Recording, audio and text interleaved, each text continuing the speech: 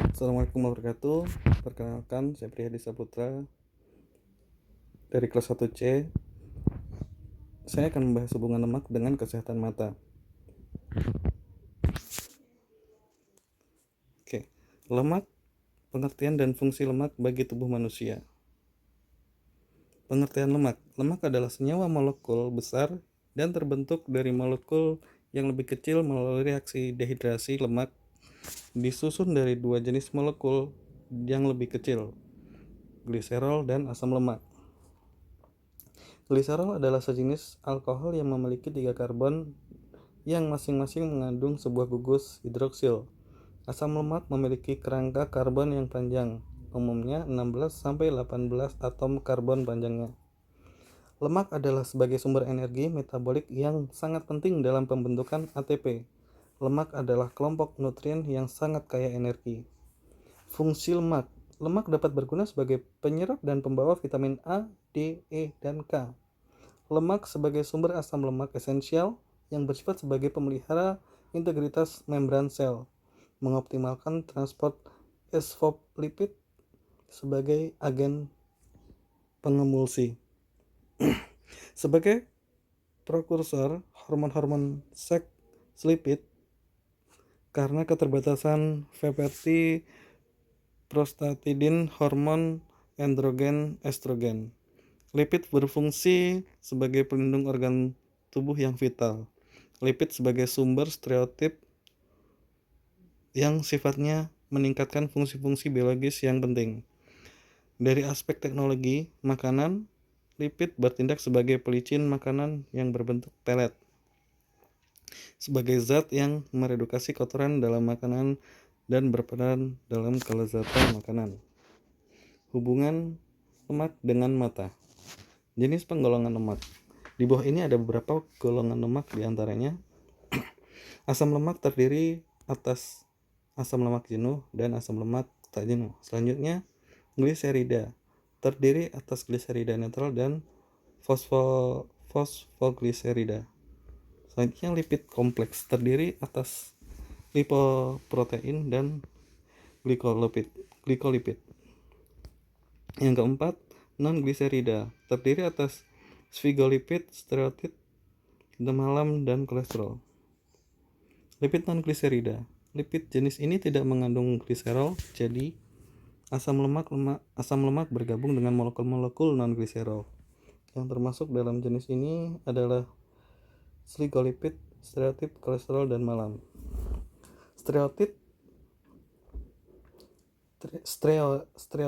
Steroid hormon ini berhubungan dengan proses metabolisme karbohidrat, penanganan penyakit arteritis, rheumatoid, asma, gangguan pencernaan, dan sebagainya. Malam atau lilin, wax, sering digunakan sebagai lapisan pelindung untuk kulit, rambut, dan lain-lain. Sfigolipid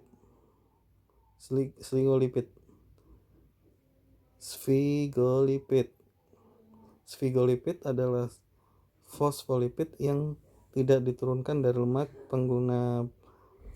Pengguna primer dari sfigolipid adalah sebagai penyusun selubung mielin. Serabut saraf pada manusia 25% dari liquid merupakan sfigolipid. Kolesterol. Selain fosfolipid, kolesterol merupakan jenis lipid yang menyusun membran plasma. Kolesterol juga menjadi bagian dari beberapa hormon. Kolesterol berhubungan dengan pengerasan arteri. Dalam hal ini timbul plak pada dinding arteri yang mengakibatkan peningkatan tekanan darah karena arteri menyempit. Penurunan kemampuan untuk merenggang merupakan gumpalan yang dapat menyebabkan infark miokard dan stroke. Kelainan mata karena kolesterol tinggi.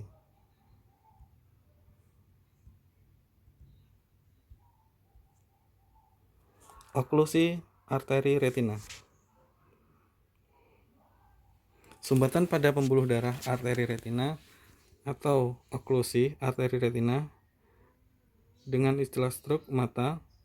Faktor risiko dari peristiwa tersebut adalah diabetes, merokok, hipertensi, dan atau tekanan darah tinggi, penyakit jantung, dan stroke. Karena oklusi arteri retina mempengaruhi saraf mata yang menghubungkan dengan otak, maka gejala utama yang timbul adalah kehilangan atau penurunan kemampuan penglihatan secara mendadak tanpa adanya rasa nyeri pada mata. Yang kedua, arkus kornea. Arkus kornea juga sering disebut dengan arkus sinilis.